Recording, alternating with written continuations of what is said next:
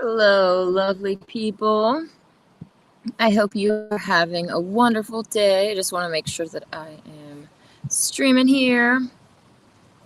Woohoo!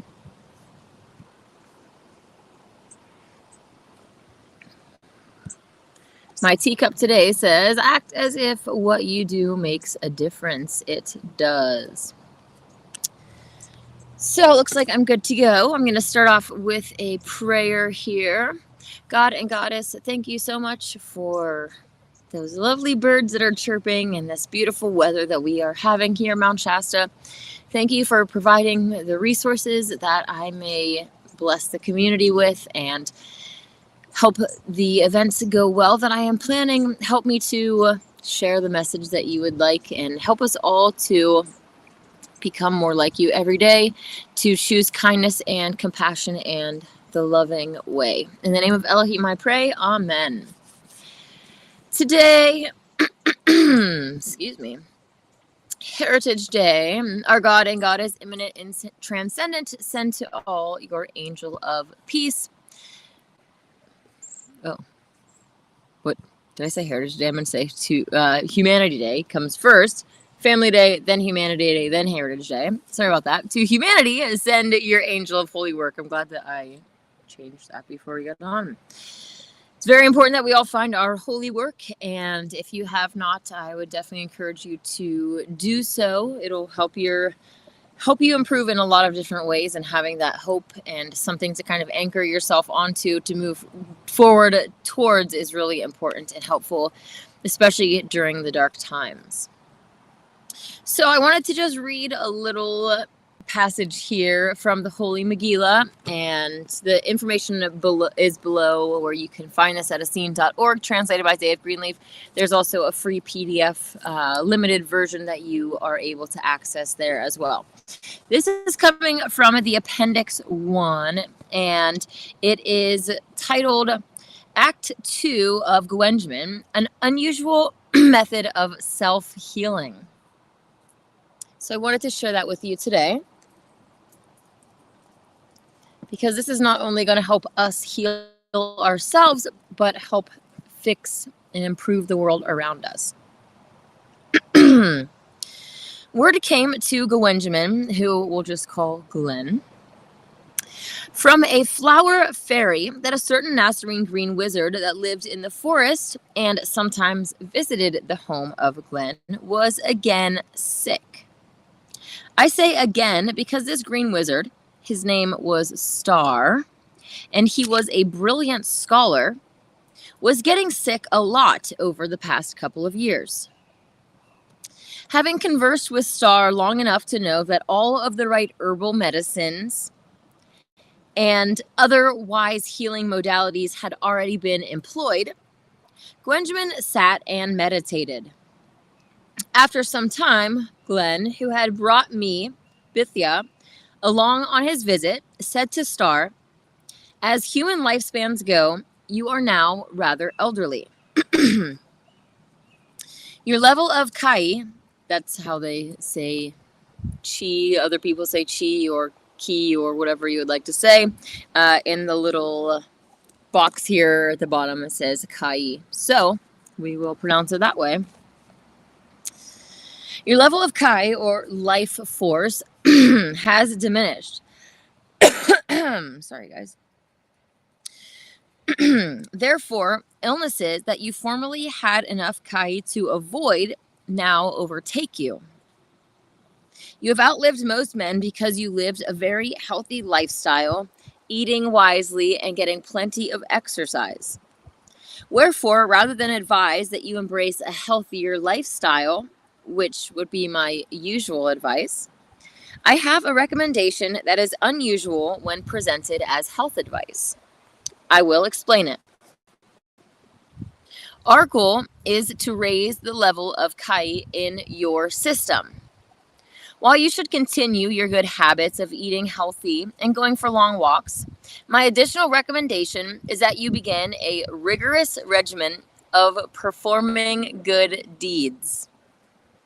Mind you, this is not because you have not already been a good person who performed good deeds when opportunities naturally arose, Rather, it is simply the case that anyone can raise their personal level of kai by performing additional good deeds. Performing good deeds increases your vibrations to a higher rate, and at a higher rate of vibration, you are better able to avoid illness. Appropriate teas, foods, and exercise also do that, but at your advanced age, you need something more. Besides, if I am wrong, and this does not cure your chronic illness, after all, humans eventually drop their bodies and move on to the next great adventure. There is no better way to end an incarnation and prepare for the next than by performing good deeds. Star chuckled and said, "It is true that for many years I have mostly stayed home and studied my books. I have written about performing good deeds, but my eyes are so often on what I am writing or reading that I don't do much else. I would be a fool not to take the advice of my dear friend Gwenjamin. Wherefore, should I become well enough to begin a campaign of good deeds, I will intentionally dedicate my remaining years to looking for such opportunities." Gwenjamin said, "Bithya and I sat in the sun prior to coming here. We will lay hands on you and impart life force into your system to give you a healing boost. But it will then be up to you to cultivate kai in additional ways than you already have been doing." Gwenjamin, or Glenn, and I, Bithya, feeling supercharged from our recent sunbathing, imparted life force by the laying on of hands. Star said he felt a kai blessing, an influx of a mix of both subtle physical power and spiritual power from us to him. He said that it had given him an idea for his first act of kindness. We departed and said that we would return in a week. When we returned, Star was doing much better. He reported the following facts. After Glenn and I had departed from the therapeutic touch session the week before, Star, even though still bedridden, acted on the idea that had come to him with the kai boost. He spent the evening saying prayers for others. The next morning, he felt strong enough to walk in his yard. He noticed that a feral cat was holding a frightened mouse down with one paw and was about to bite off its head. Vowing to make it up to the cat in some way, he intervened and freed the mouse. I really love that too, just trying to save the animal and also understanding the animal kingdom and vowing to make up for the other one, because they're both lost children. All these animals are souls, and they are very more immature understanding and state of consciousness, and we were supposed to be their helpers and their leaders to help guide them and show them the example of the righteous upward spiral. And so yeah, it's just really beautiful that he vowed to make it up for it. But we got to get back to that, showing the animal kingdom the upward spiral instead of forcing them into the downward spiral and then using that downward spiral as justification to continue our own downward spiral, right? Oh, well, the lion eats meat. Well, the lion only started doing that after we went after the animal kingdom and we put everything into chaos. We're the ones that are of higher consciousness and mentality and spirituality, that we need to be the ones that make the decision first, make the first step in restoring all of the things that we have done wrong, ultimately restoring Eden. So, vowing to make it up to the cat in some way, he intervened and freed the mouse. He then noticed that the cat had an injured paw, a deep wound that showed signs of infection. He took the cat in and treated the wound. He woke up the next day feeling a bit better and walked beyond his yard into the nearby forest. There he found an injured stranger. The man had fallen and broken his leg. Star tended to the man and then walked to a nearby village to get help. Each day of the week, Star had found good deeds to perform, and by the time of our promised weekly visit, behold, he felt more alive than he had for a long time. He went from bedridden to being able to walk out into the forest and to a nearby village to even help people. So it's a really beautiful story. Each week for an entire month, we visited, and though the first 3 weeks, Star had happily shared his various good deeds of the past week and said that he was feeling stronger after each good deed, by the end of the 4th week, he said, I feel called not to report my good deeds of the past week. Suffice it to say that, beyond a shadow of a doubt, I can tell that your unusual health advice to perform good deeds frequently on an ongoing basis has greatly increased my level of kai. I also had the following realization.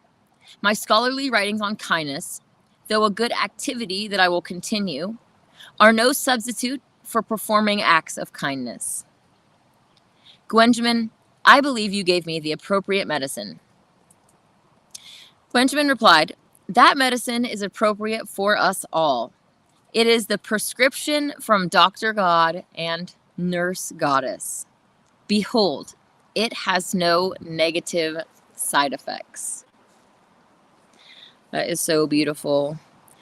One of the other verses basically talks about, hands in prayer is not better than hands of service and actually being of service. So like he was saying, my scholarly writings on kindness, though it was a good activity and it probably did help uplift others and inspire them, it's not going to be as good as actually going out and doing those things. So hopefully that gives you a little bit of encouragement and something to think about. It's really can be consuming, especially when we're walking through dark valleys and focus on our own suffering and pain and our own feelings. It can be even more depressing, but going out and helping, setting out with the intention that you're going to help somebody or lift up somebody else's day can really go a long way in helping us help heal ourselves. So with that being said, I'm just going to jump in the live chat really quick and say hi to everybody. David D said, God and Goddess, please guide us. Absolutely. Hey, 404, how's it going? Reality not found. Hi, Anana. Found your old work and finally also found you here. Nice to meet you. Your investigation video is the best ever made. Aw, thanks. I really appreciate that. It's been a long time since I made that video, and I still would like at some point to do the part 2 of, the female to male issue. But when I started to do all the research, it was just a bunch of double flipping confusion, and not having a model and other things has put that off. So anyways, thank you for the compliment. I appreciate that. David E says, performing good deeds raises our life force energy, protecting us from disease. Exactly. Good deeds can be to humans or animals. Absolutely. They are our brothers and sisters. They're souls, divine souls in different bodies, right? Hey, Kyle, how's it going? Kyle Smith says, one of my cats used to harm birds, but now I put a collar with a bell on him so he can't sneak up on them anymore. No more harm done. Oh, that's really nice. My neighbor's cats still come over, and for a while, was trying to get them to put bells on their cats, and it was a struggle for them to keep the bells on, so they don't do that. But it's really frustrating because I know that the cats are well fed, and then they'll come over to my space and they, will see the birds, and I'll see them trying to stalk through the grass and go after them, and I'll have to run out and interrupt it. But yeah, thank you from the birds for trying to help protect them. It's hard with animals, especially the ones that we've domesticated, specifically cats, right? They've been specifically bred for farmers to have these, go take care of the mice or all these issues, right? So we have to also understand the situation that we're in and how humans have programmed and just forced our will on all the other species and gotten them to act the way that they are acting. And we're the ones that get to fix it. So thankfully, we're in a position that we get to to start fixing things and making the world a better place. Ooh, things are going to get fired up around here. So yeah, hopefully you'll take some time today, it being Humanity Day, to not just focus on your own holy work and figuring out what that is, but also thinking about ways that you can coexist better with your fellow humans. It can be really hard when we're the ones that constantly have to bring the peace. I'll actually just open this. I almost said bad boy, but this isn't a bad boy. Open this good boy up for just a second because I also read another thing right after this. This is from the same Appendix 1, and it's right after that just says, Gwenjamin was teaching us that being in a peaceful, harmonious vibration is the single best thing that we can do to promote peace within and without. Only peaceful vibrations spread peaceful vibrations. I believe an additional teaching regarding this action of Gwenjamin is that a mediator can influence the collective peacefulness of the world even when sitting in a remote forest. So I just thought that was really cool. Both things, that our vibrations and what we're bringing to the table is so important. So no matter what area we're focusing on of the sevenfold peace days of the week, it still comes back to having that inner peace within and how we're having that peace in all these different circumstances and being peaceful within ourselves. I know, especially around here, there's a lot of chaos in this community space, and hopefully things are settling down a little bit. But I'm preaching to myself all the time because it's like I need to have that inner peace and not allow all the things that are around me to sway the boat, so to speak. And yeah, so I'm not just speaking to you, I'm speaking to myself too. It's a work in progress, and what we can do, especially I found these daily peace contemplations beneficial because it's constantly reminding me of like bringing it back to my memory and thinking about different ways that I can approach these. So it's a constant trying to get better. So I hope that you feel encouraged by that you're not alone as well. It can be really frustrating and hard to implement these things and be that peace in the world. But it is possible, and like I said, you're not alone. So hopefully you will take some comfort in that. And may God and Goddess send to humanity their angel of holy work. I hope that you have a wonderful day. I will see you tomorrow. May God and the Goddess bless you.